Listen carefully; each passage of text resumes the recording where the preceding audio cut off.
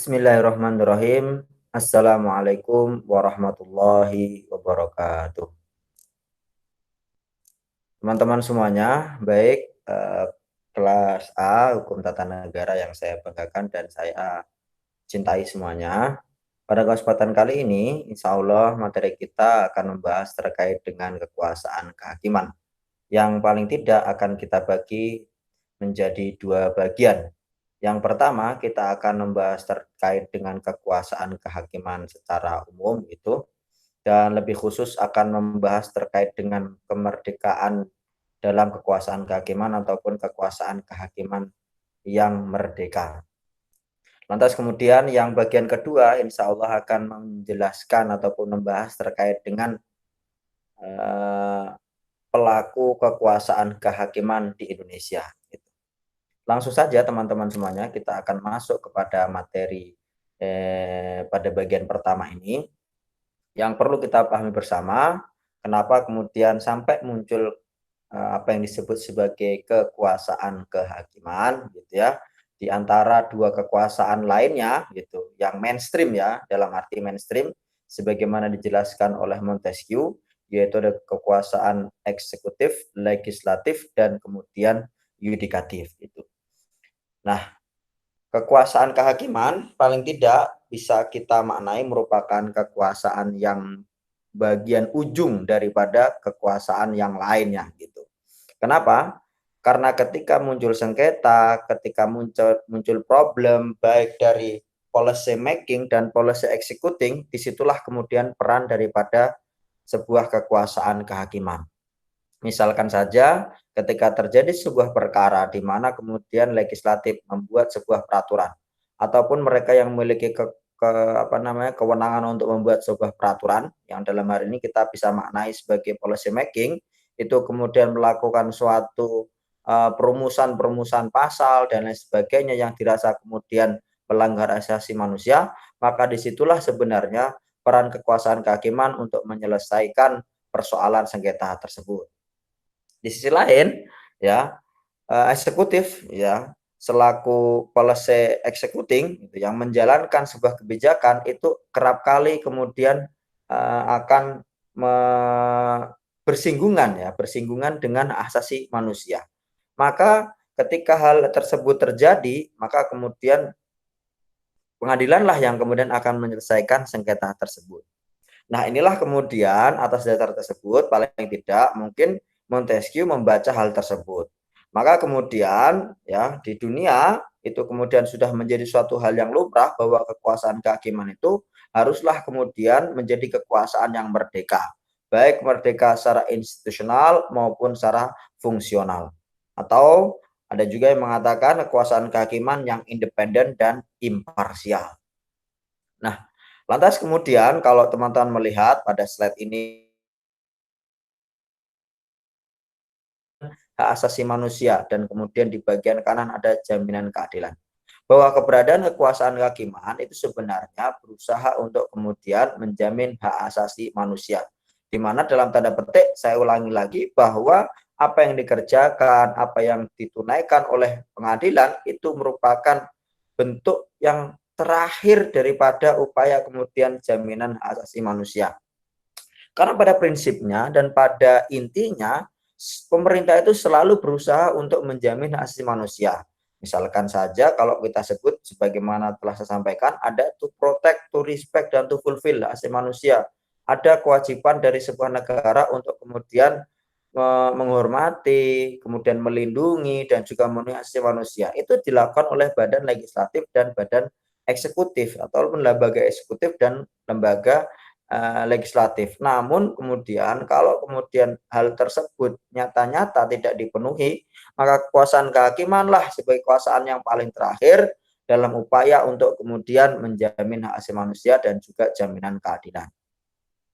Nah, kekuasaan kehakiman teman-teman semuanya yang sudah sampaikan di awal, kenapa sih kemudian kekuasaan kehakiman itu dilembagakan dan kemudian dalam pemahaman berikutnya dikatakan bahwa kekuasaan kehakiman itu haruslah kemudian menjadi kekuasaan yang merdeka. Nah, itulah kemudian paling tidak tadi ada dua unsur yang menjadi argumentasi awal bahwa di situ adalah adanya jaminan hak asasi manusia dan juga jaminan keadilan. Lantas kemudian ya, apa yang disebut sebagai kekuasaan kehakiman itu diawali dengan pemahaman bahwa kekuasaan itu merdeka secara institusional dan merdeka secara fungsional. Merdeka secara institusional artinya bahwa tidak ada lembaga yang lebih tinggi daripada kekuasaan kehakiman, ataupun bukan lebih tinggi ya, di atasnya ya, sehingga dia dapat mengontrol dan mengendalikan kelembagaan tersebut. Nah, itu kemudian tidak diperkenankan dalam konstitusi dan juga dalam paham-paham ataupun asas-asas dalam supremasi hukum gitu ya. Kekuasaan kehakiman secara institusional tidak boleh kemudian ada kelembagaan yang dikatakan dalam tanda petik kemudian mengontrol kekuasaan kehakiman. Dan secara fungsional itu seorang hakim tidak boleh kemudian ya, secara fungsinya misalkan dia memutus sebuah perkara itu tertentu, misalkan ya kalau pidana, kalau perdata atau tata usaha negara dan lain sebagainya, itu harus kemudian dia juga merdeka. Merdeka dalam arti menentukan sebuah putusan, merdeka dalam memilih sebuah argumentasi hukum ataupun pertimbangan hukum yang dipakai dalam memutuskan sebuah perkara. Dia juga terbebas mana kemudian memilih pembuktian yang kemudian dipakai untuk kemudian menguatkan argumentasi para hakim untuk kemudian memutus sebuah perkara. Itu semuanya harus dijamin secara merdeka. Oke, kita lanjutkan teman-teman semuanya. Nah, lantas kemudian yang disebut sebagai kekuasaan kehakiman secara umum, Dr. Rimdan SHMH, ini beliau adalah seorang hakim, juga aktif di dunia akademisi ya. Beliau juga rajin mengajar, menulis buku dan lain sebagainya. Beliau menjelaskan apa sih yang disebut sebagai kekuasaan kehakiman. Kekuasaan kehakiman dimaknai sebagai kewenangan yang melekat pada hakim maupun lembaga kehakiman yang bersumber langsung dari konstitusi. Ya, sampai pada kalimat ini ya, bersumber langsung dari konstitusi. Hal tersebut memberikan makna ya secara umum bahwa kewenangan yang dimiliki sebuah lembaga kekuasaan kehakiman itu memiliki constitutional important ya, atau memiliki kepentingan konstitusi sehingga harus diatur ya. Kenapa kemudian kewenangan tersebut diatur dalam sebuah konstitusi? Artinya dia memiliki sebuah kepentingan gitu ya. Kepentingan apa? Nah, inilah yang kemudian akan kita bahas lebih lanjut gitu ya. Ataupun paling tidak sudah saya awali tadi, ada persoalan jaminan hak asasi manusia dan juga jaminan keadilan. Ataupun paling tidak kita bisa membaca bahwa sebuah kelembagaan, kenapa kemudian organisasinya, dasar pembentukannya adalah pasal-pasal dalam sebuah konstitusi, pun juga kemudian kewenangannya dituangkan dalam sebuah konstitusi. Karena kita melihat ada kelembagaan-kelembagaan negara yang dasar pembentukannya itu bukan dari sebuah konstitusi, namun dibentuk dengan aturan yang lebih rendah daripada konstitusi. Bisa undang-undang, bisa perpres, atau lain sebagainya. Yang pada prinsipnya itu menunjukkan bahwa kelembagaan tersebut tidak memiliki constitutional important. Tapi kalau kemudian kita membaca rumusan pasal 24 ya, 24A, 24B, 24C itu mengindikasikan secara tersurat, secara gamblang jelas bahwa kekuasaan kehakiman merupakan kekuasaan yang memiliki kepentingan dalam konstitusi kita ataupun constitutional important. Di mana ya kepentingan tersebut paling tidak yang dijabarkan oleh Dr. Rimdan untuk mengadili dan memberikan putusan perkara di pengadilan yang bebas dari pengaruh manapun. Nah, gitu ya. Karena dia bersifat tadi yang saya sampaikan di awal, dia bersifat di ujung, nah, maka ujung ini tidak boleh kemudian lagi ada pengaruh-pengaruh dari kepentingan-kepentingan, baik kepentingan politik, kepentingan golongan, dan lain sebagainya. Nah, dalam konstitusi itu kemudian dijelaskan pada pasal 24 Undang-Undang Dasar tahun 1945 ayat 1 menyebutkan bahwa kekuasaan kehakiman merupakan kekuasaan yang merdeka untuk menyelenggarakan peradilan guna menegakkan hukum dan keadilan.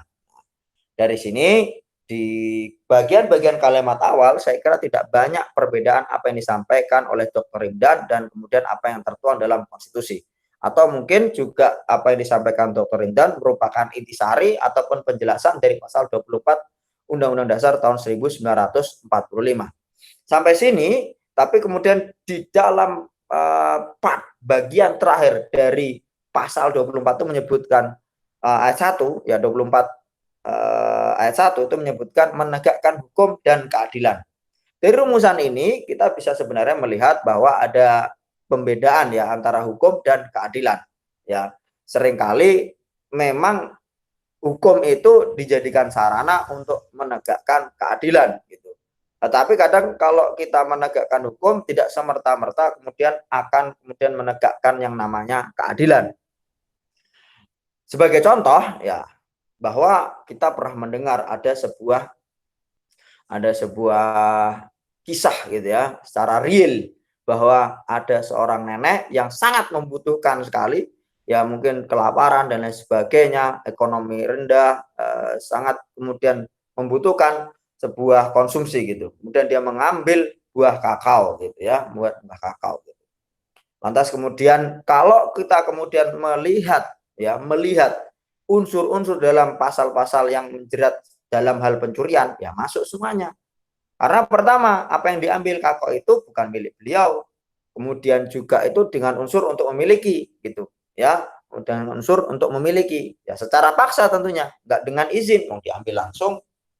Tetapi kalau kemudian kita berbicara pada substansi keadilan, maka kemudian rasa-rasanya hukum itu kemudian kalau ditegakkan justru malah menghancurkan keadilan, rasa keadilan kita gitu. Maka kemudian acap kali memang hukum dan keadilan itu berseberangan. Tetapi ya sarana untuk menegakkan hukum yang paling realistis itu ya kemudian dengan menggunakan hukum gitu. Sehingga ada jaminan-jaminan baik jaminan kepastian, jaminan keadilan dan juga jaminan kemanfaatan dalam urusan penegakan hukum dan juga keadilan. Baik, kita lanjutkan. Bagian ini mungkin akan kita bahas lebih jauh pada materi yang pada berikutnya gitu. Yang dimana kalau kemudian kita secara sekilas akan kita ketahui bahwa dalam pasal 24 ayat 2 dan ayat 3 Undang-Undang Dasar tahun 1945 di situ kemudian dijelaskan bahwa pelaksana daripada kekuasaan kehakiman itu adalah Mahkamah Agung, Badan Peradilan di bawahnya, dan Mahkamah Konstitusi. Nah, itu kemudian kita bisa capai di situ ya, bahwa kita mengetahui bahwa pelaksana daripada kekuasaan kehakiman itu Mahkamah Agung, Badan-badan peradilan di bawahnya, dan juga kemudian Mahkamah Konstitusi. Namun selain daripada itu juga ditentukan dalam undang-undang badan-badan lain yang fungsinya berkaitan dengan kekuasaan kehakiman. Ya. Dalam susunan kelembagaan sebuah kehakiman di dunia ini secara umum ya, karena di awal ini akan saya coba jelaskan secara umum gitu, menyebutkan bahwa ada pemisahan gitu. Yang pertama itu antara rumpun hukum rule of law dan rumpun hukum Rechtsstaat, di mana di negara yang bercorak Rechtsstaat, semisal Indonesia, Belanda, Prancis, itu kemudian kita mengenal peradilan administratif gitu ya, pengadilan yang mengurusi keputusan pejabat tata usaha negara. Gitu. Tetapi kalau kemudian dengan negara yang model Anglo-Saxon, rule of law yang semisal Inggris dan lain sebagainya, itu tidak mengenal kelembagaan yang mengurusi keputusan tata usaha negara ataupun sengketa di bidang administrasi gitu ya, di bidang administrasi. Nah, hal tersebutlah yang membedakan gitu. Kalau kemudian rule of law itu masuk kepada pengadilan umum ya. Kalau kemudian yang di negara seperti Indonesia itu ada pengadilan khusus.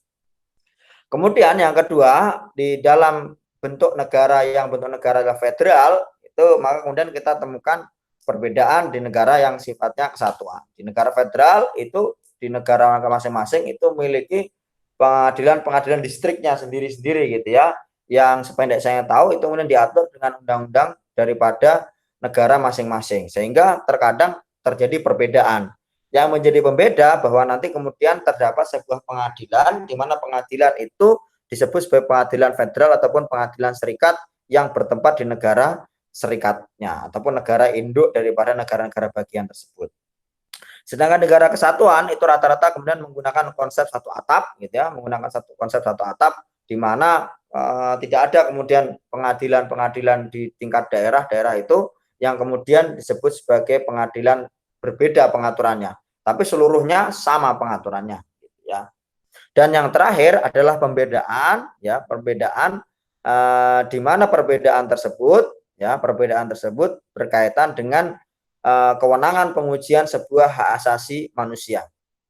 Di mana kalau kemudian kita melihat, ya, ada negara yang kemudian mengkonsep, ya, pengujian terkait dengan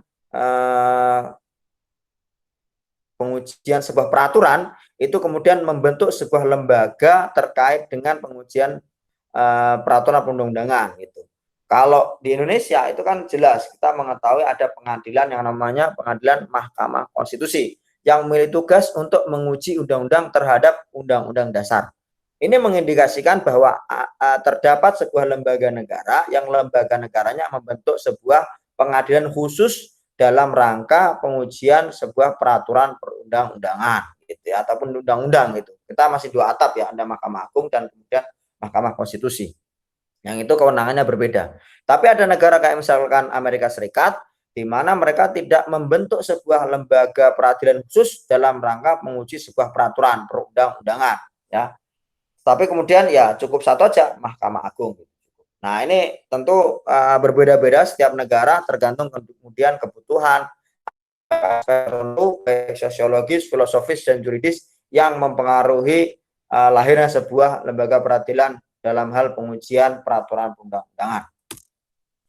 Nah, ada 3 pilar kekuasaan yang kemudian menopang kekuasaan kehakiman yang merdeka. Yang pertama adalah asas kedaulatan rakyat, yang kedua asas negara hukum, dan yang terakhir adalah doktrin pemisahan kekuasaan. Nah, maka kemudian kalau kita berbicara kenapa sih kekuasaan kehakiman itu haruslah merdeka, maka kemudian pilarnya yang paling utama adalah asas kedaulatan rakyat, asas negara hukum, dan doktrin pemisahan kekuasaan.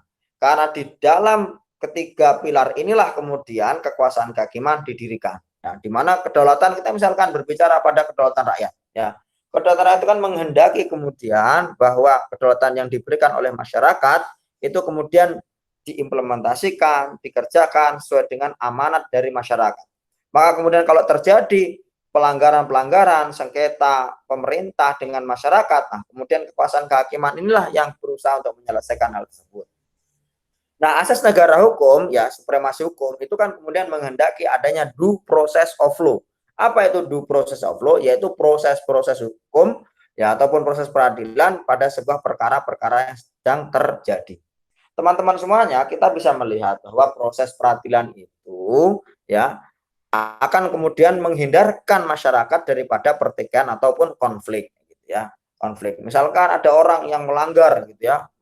Lantas kemudian tidak diberlakukan due process of law atau proses peradilan, maka ya kita akan bisa melihat akan terjadi yang namanya main hakim sendiri, ya, hakim jalanan dan lain sebagainya. Nah, itulah yang kemudian tidak diinginkan oleh negara hukum. Maka proses peradilan itu kan kemudian merupakan sebuah keniscayaan dalam negara hukum. Dan doktrin pemisahan kekuasaan, ya jelas sebagaimana kita jelaskan bahwa harus kemudian ada 3 kekuasaan utama dalam sebuah negara ataupun mainstream itu, ya, seperti itu.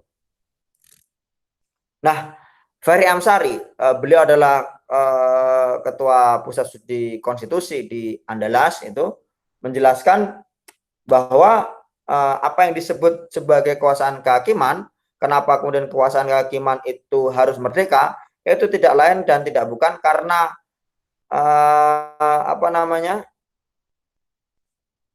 kekuasaan kehakiman itu kemudian tidak memiliki akses kepada kekuasaan dan keuangan. Atau beliau menyebut kekuasaan yang merdeka itu adalah merdeka dari kepentingan cabang kekuasaan lain baik di pemerintahan ataupun politisi. Maka Alexander Hamilton itu kan menyebut bahwa tidak adanya akses terhadap kekuasaan dan keuangan tersebut, ya, menjadikan kekuasaan kehakiman harus kemudian dipisahkan daripada ataupun merdeka, ya, merdeka dari kelembagaan legislatif dan juga kelembagaan eksekutif. Maksud daripada hal tersebut, teman-teman semuanya, bahwa kekuasaan tersebut haruslah kemudian terpisah daripada legislatif dan kemudian juga eksekutif. Karena kekuasaan kehakiman itu tidak punya akses kepada policy policy making ataupun mereka tidak bisa mempengaruhi kebijakan yang dilaksanakan oleh legislatif maupun eksekutif. Tetapi kemudian mereka juga tidak memiliki akses kepada keuangan ataupun kewenangan budgeting, gitu ya, baik menentukan anggaran maupun pengguna anggaran, gitu ya. Kalau kemudian pengadilan itu kan hanya kemudian menerima apa yang sudah ditetapkan dan kemudian menggunakannya sesuai dengan kebutuhannya. Nah, itulah kemudian yang diwanti-wanti oleh Ferry Amsari terkait dengan kekuasaan kehakiman yang merdeka. Nah, yang kedua, bahwa kemudian ya merdeka itu harus memiliki arti merdeka dari ideologi politik apapun atau tekanan publik. Sehingga apapun yang kemudian terjadi di masyarakat tidak boleh kemudian mempengaruhi putusan pengadilan. Karena seringkali gitu ya, pengadilan itu justru kemudian putusan-putusannya kalau kemudian terlalu mendengarkan aspirasi dari luar, itu kan kemudian tidak dapat ya memutuskan secara objektif, karena yang harus diputuskan oleh hakim itu adalah apa-apa yang dimunculkan dalam proses persidangan ataupun fakta-fakta di pengadilan, bukan yang kemudian tersebar di masyarakat. Nah, paling tidak ya seorang hakim itu juga harus memiliki fairness, impartiality, good faith itu dan sebagainya. Hakim yang independen akan memberikan kesempatan yang sama dan terbuka kepada setiap pihak untuk didengar tanpa mengaitkan dengan identitas atau kedudukan sosial pihak-pihak tertentu. Nah, teman-teman semuanya, seorang yang hakim yang independen akan bersikap imparsial, bebas dari pengaruh yang tak berhubungan dan kebal dari tekanan luar. Baik, teman-teman semuanya, kalau kemudian kekuasaan kehakiman itu merdeka, ya, maka kemudian dia bisa menentukan putusannya bukan berdasarkan apa yang dikehendaki dari masyarakat ataupun kemudian kekuasaan yang lain. Kalau kemudian masih ada lembaga yang kemudian campur tangan di di kelembagaan kekuasaan kehakiman, pastilah kemudian putusan-putusannya itu akan dipengaruhi bisikan-bisikan daripada lembaga yang masih bercampur tangan di luar daripada kekuasaan kehakiman. Lantas kemudian kalau dia juga imparsial gitu ya, kalau independen itu dia dengan kelembagaan lain ataupun yang ada di atasnya gitu ya. Ataupun kemudian dia imparsial. Imparsial itu dia tidak terkait dengan pihak-pihak yang sedang berperkara gitu ya. Kalau kemudian dia terpisah, maka kemudian dia bisa secara objektif menilai karena dia tidak terlibat langsung dengan perkaranya. Tapi berbeda kalau kemudian dia adalah bagian daripada yang berperkara itu, ya misalkan ya kerabatnya, anaknya, istrinya dan lain sebagainya, atau bahkan dirinya sendiri sedang berperkara gitu. Misalkan hartanya sedang kemudian bukan hartanya ya, tanahnya misalkan gitu, jual beli lantas kemudian belum terlunasi dan lain sebagainya, lantas kemudian yang diajukan ke pengadilan adalah pihak yang membeli gitu ya, ya itu lantas dapat mempengaruhi hal-hal yang seperti itu gitu ya dalam putusannya. Seorang hakim yang independen memutus berdasarkan kejujuran, ya berdasarkan hukum sebagaimana yang diketahui tanpa menghiraukan akibat yang bersifat personal, politis ataupun finansial.